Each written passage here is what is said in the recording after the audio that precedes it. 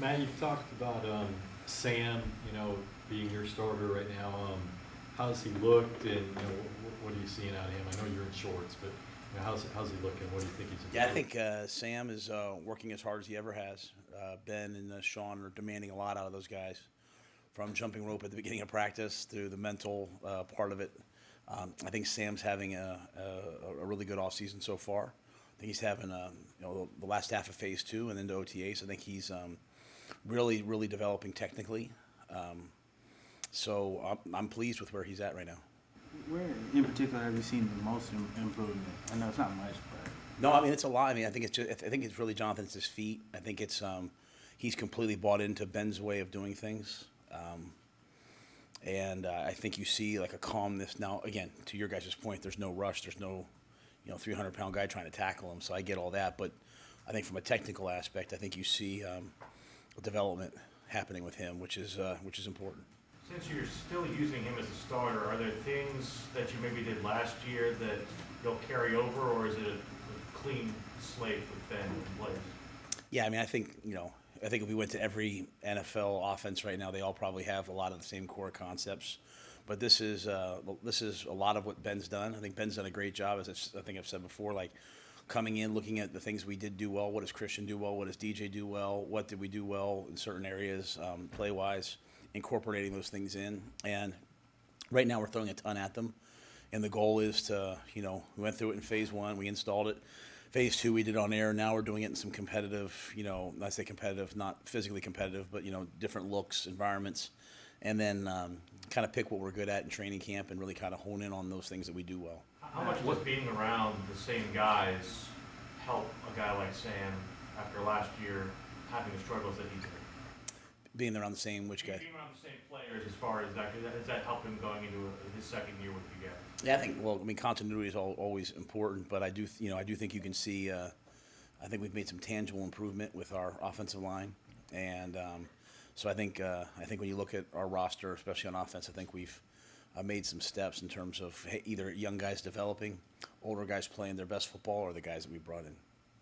When Ben comes in, how valuable is that kind of fresh set of eyes to kind of look at what you're doing past season and kind of maybe, I don't know, not shake things up, but Oh no, we shook things up. I mean, Ben came in and he started like I said, he started from scratch. I mean, this is that offense, that he brings. This is what he's done. But at the same time, I think he's done a good job of, he's been in Jacksonville since then, since his last time calling it. He's been with Coach McCarthy and those guys in Kellen down in Dallas, Dak with what they did. So I think we've added some new things. He's added some new things.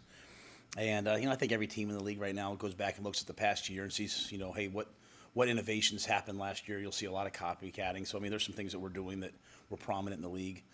But yeah, I mean, we certainly, from Coach Campen to him to Joe Daly on offense, I mean, to Kevin, coaching the tight ends, there's been a clear shift and change in terms of the X's and O's of what we're doing.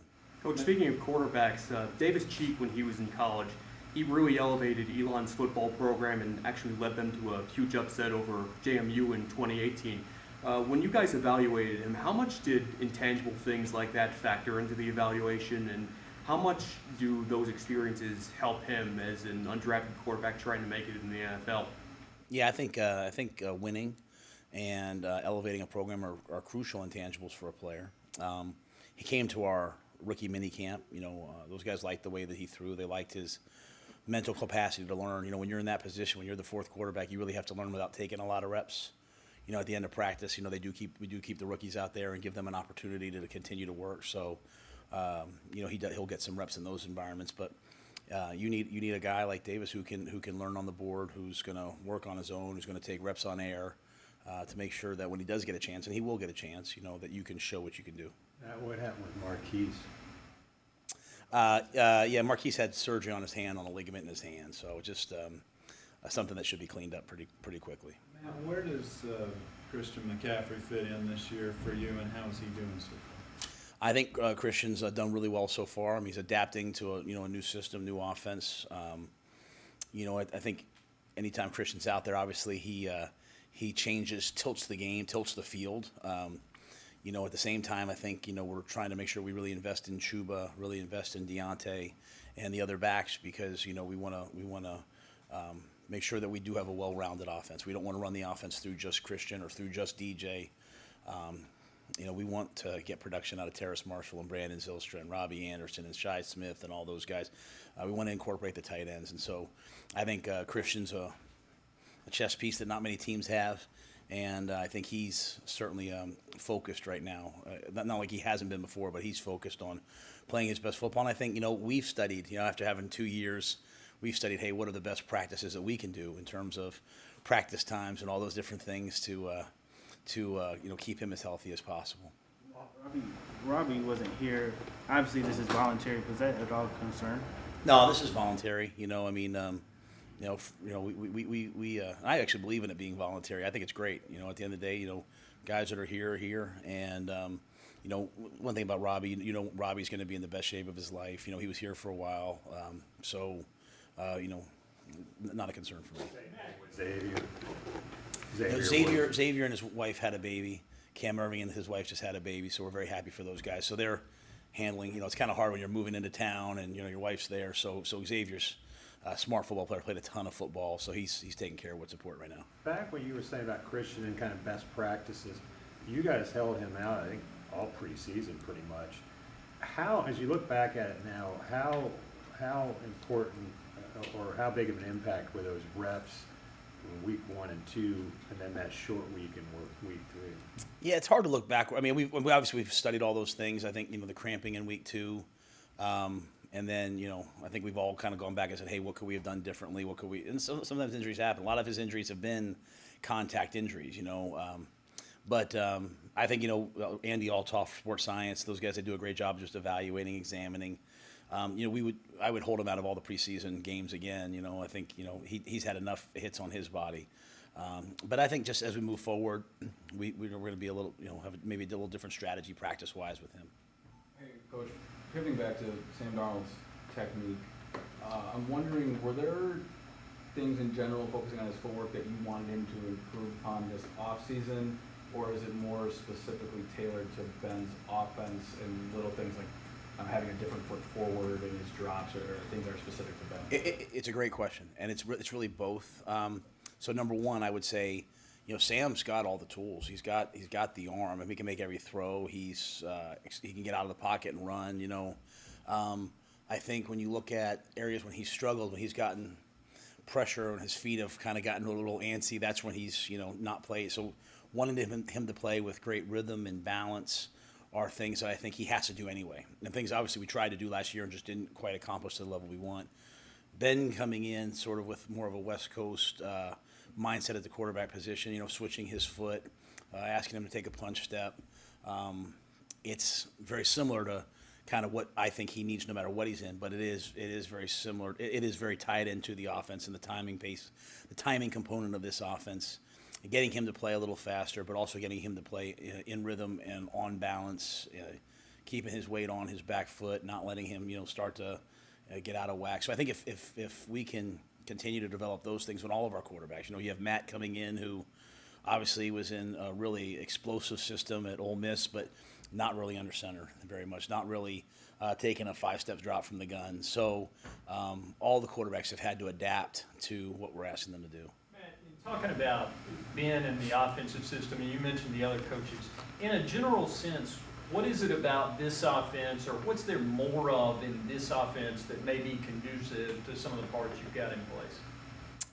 Well, I don't want to say more. I think every system's a good system.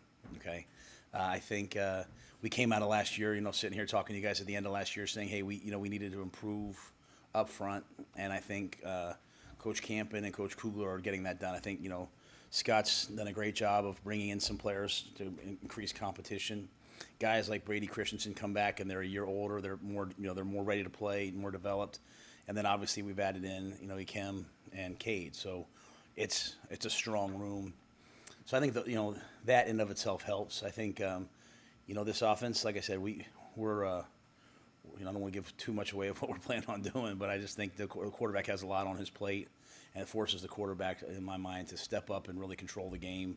And I think that's going to be great training from the very beginning for Matt.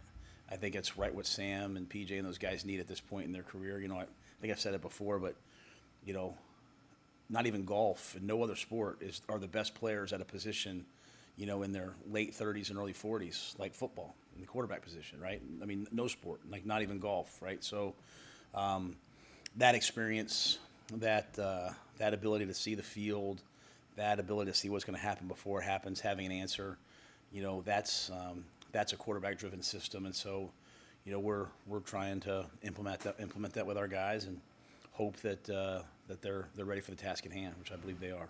And I know you talked about it a couple weeks ago about Brady Christensen, kind of get him settled in at one spot after bouncing around last year. So, do you still plan on him seeing some time at left tackle or competing for that spot with Vicky, or how do you see that swing tackle position going? Do you see like Cam Irving being in that mix too? Yeah, I don't see Brady going over to the right side. We see Brady being a left tackle, left guard, center, playing along that left-hand side.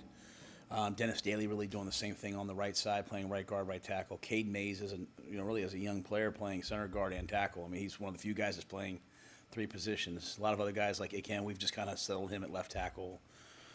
Michael Jordan settled him in at left guard. So there's a lot of good competition at those spots, but we'll do our best to get the best five out there. And in terms of, you have two players who came off of, injury-riddled seasons like JC and Terrace.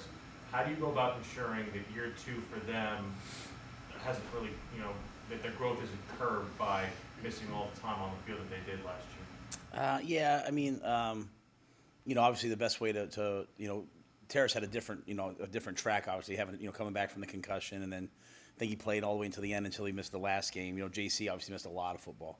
But JC, he's a football junkie. He was learning as the year went on last year. That's why these reps are so important. Every walkthrough, every meeting, every little bit that they do on their own, every team period, it's a chance for those guys to develop. And then, I'm really pleased with Terrace. I think Terrace is coming on quickly.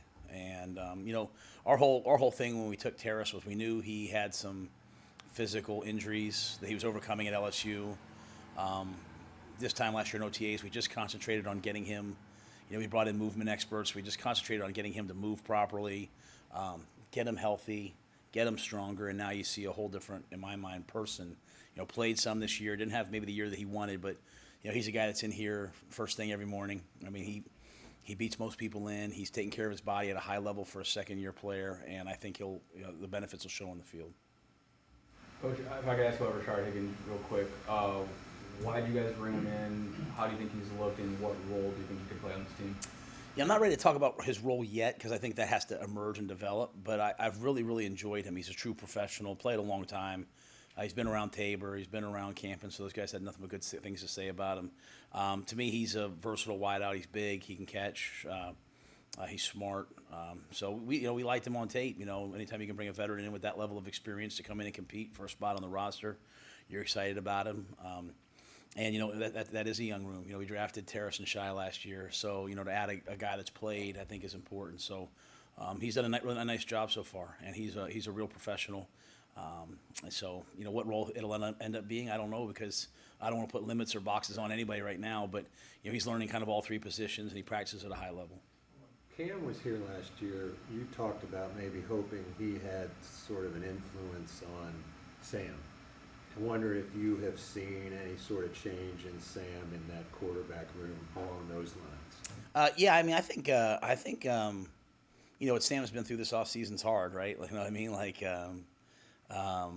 your back's against the wall. Everyone's kind of questioning, hey, can you do this or not? And I think you have to have, true. There's a difference. You can have confidence in yourself and still say, hey, I need to work on these things. A lot of people get that confused, like they're.